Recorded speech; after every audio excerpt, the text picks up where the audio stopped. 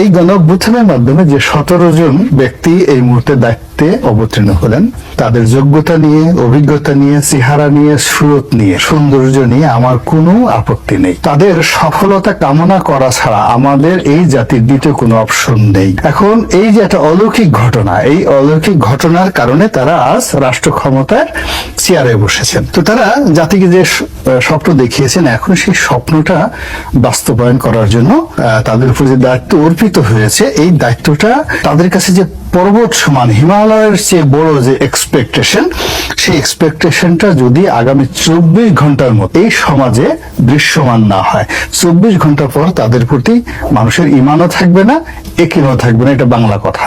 এই 17 জন লোক যদি ফেল করেন, ব্যর্থ হন, তাহলে আমরা যারা টেলিভিশনে এসে মুখ ঝুলিয়ে, গাল ঝুলিয়ে জাতিকে বিভিন্ন নসিহত দেই, আমাদের প্রত্যেকটা লোকের কপালে নিদারুণ অপমান আছে অনাগত দিনে, যে আমাদের দেশে হবে সেই ছেলে কবে কথায় না বড় হয়ে কাজে বড় হবে। এখন এরা সারা জীবন জাতিকে আশার বাণী শুনিয়েছেন, চমৎকার চমৎকার কথা বলেছেন, স্বপ্ন দেখিয়েছেন। এখন এই যে একটা অলৌকিক ঘটনা, এই অলৌকিক ঘটনার কারণে তারা আজ রাষ্ট্র ক্ষমতার চেয়ারে বসেছেন। চেয়ারে বসার পর ডক্টর আসিফ নজরুল, রেজওয়ানা চৌধুরী, রেজওয়ানা, সারা, যারা যারা বসছেন, এরা সবাই আমার খুব ঘনিষ্ঠজন, কাছের, ইনক্লুডিং ডক্টর ইউনূস সাহেব সহ। তো তারা জাতিকে যে স্বপ্ন দেখিয়েছেন, এখন সেই স্বপ্নটা বাস্তবায়ন করার জন্য তাদের উপর যে দায়িত্ব অর্পিত হয়েছে, এই দায়িত্বটা তাদের কাছে যে পর্বত সমান, হিমালয়ের চেয়ে বড় যে এক্সপেকটেশন, সেই এক্সপেকটেশনটা যদি আগামী 24 ঘন্টার মধ্যে, উইদিন 24 আওয়ার্সের মধ্যে এই সমাজে দৃশ্যমান না হয়, 24 ঘন্টা পর তাদের প্রতি মানুষের ইমানও থাকবে না, একিনও থাকবে না। এটা বাংলা কথা। 24 ঘন্টা পর তাদের ব্যাপারে কারো কোনো আকর্ষণ থাকবে না। এখন এই 24 ঘন্টার সমস্যা কি? পুলিশ এখন পর্যন্ত স্টেশন যায়নি, আমাদের ছেলে মেয়েরা তারা রাস্তা পরিষ্কার করছে, রাস্তায় ট্রাফিক দিচ্ছে।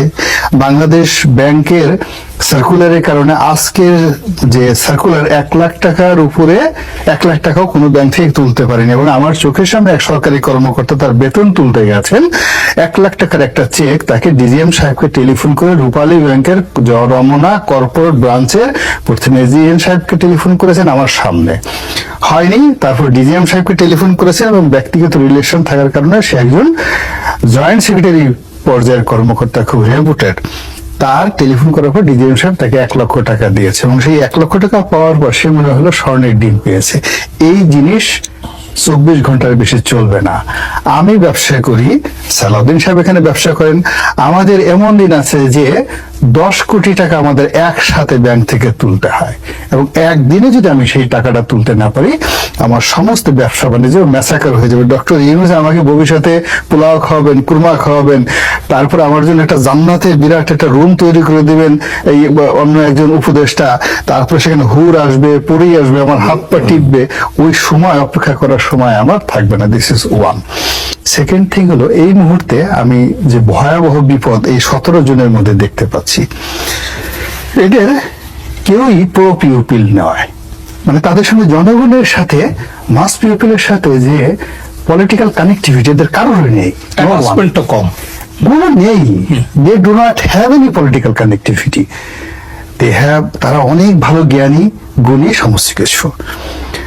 2 নম্বর হলো যে রাজনীতির 90% প্রবলেম সলভ হয় হলো জনগণের সাথে কথাবার্তা এবং তাদের সাথে আলাপ আলোচনার মাধ্যমে।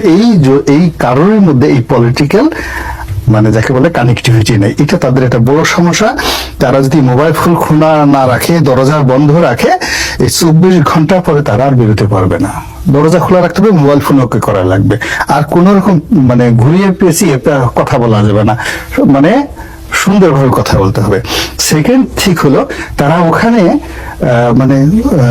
কি বলবো, ওখানে যে কাজের জন্য গেছে নিশ্চয়ই অ্যাডমিনিস্ট্রেটিভ ওয়ার্ক, প্রশাসনিক দপ্তর। একজন লোক, এই যে যারা বসছেন, সেই 30 বছর চাকরি করার পর তিনি একজন সচিব হবেন, তিনি একজন মেজর জেনারেল হবেন, তিনি একজন আইজি হবেন। তো তিনি তাকে স্যালুট দিবেন, স্যার বলবেন, তার সামনে ফাইল নিয়ে দাঁড়িয়ে থাকবেন। তো ওই জিনিসটা হজম করার জন্য শারীরিক, মানসিক প্রস্তুতি দরকার, আমার বিশ্বাস তাদের সেই প্রস্তুতিটা এখন পর্যন্ত আজকে এই অনুষ্ঠান তাদের দেখে তাদের প্র্যাকটিস করতে হবে।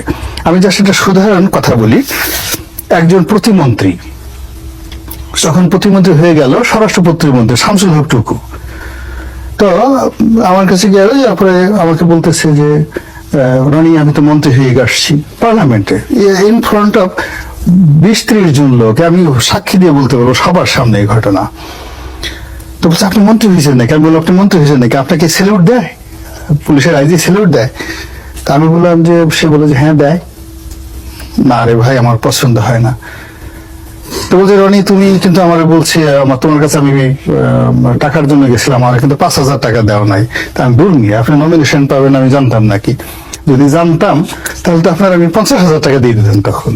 শামসুল হক টুকু তো বলছে ভাই তুমি হাসা কথা কইছাও, এই কথা সবাই আমারে বলে।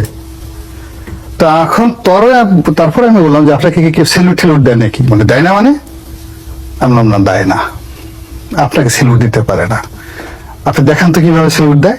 তো সে পার্লামেন্টে দাঁড়িয়ে দাঁড়িয়ে সে আমাকে দেখাচ্ছে, অভিনয় করে যে এইভাবে তাকে আইজি সাহেব স্যালুট দিচ্ছে। ভালো কথা। আমি নজরুল ইসলাম বাবু ডাকলাম, এই বাবু এদিকে আসো, এই ইকবাল রহিম এদিকে আসো, এই মোরাজ্জম এদিকে আসো, দাঁড়াও দেখো টুকু সাহেবের নাকি আইজি সাহেব স্যালুট দেয়, দেখো তো স্যালুটটা হয়েছে নাকি, আবার দেখান। এবং সে অভিনয় করে আবার দেখালো। ফলে এই যে দেখুন যে একটা সম্মান গ্রহণ করার মতো যদি তার মন মানসিকতা চরিত্র না থাকে, ওই অযোগ্য লোককে ওই জায়গাতে বসালে কি অবস্থা হয় তার বাস্তব প্রমাণ জননেত্রী শেখ হাসিনা এই বাংলাদেশে দেখাই গেছে। তো সেখানে 18 কোটি মানুষের দেশে এই একটা বিশৃঙ্খল পরিবেশে এই 17 জন মানুষের ফিজিক্যাল ফিটনেস, মেন্টাল ফিটনেস এবং ফাইন্যান্সিয়াল ফিটনেস, পকেটে অভাব অভিযোগ থাকলে হবে না। যদি এই মানে প্রতিশোধ থাকে, হাত নেওয়ার অভ্যাস থাকে, তাহলে হবে না। তাদেরকে ফেরেশতার মতো ওইরকম ইমানে কিন্তু হবে।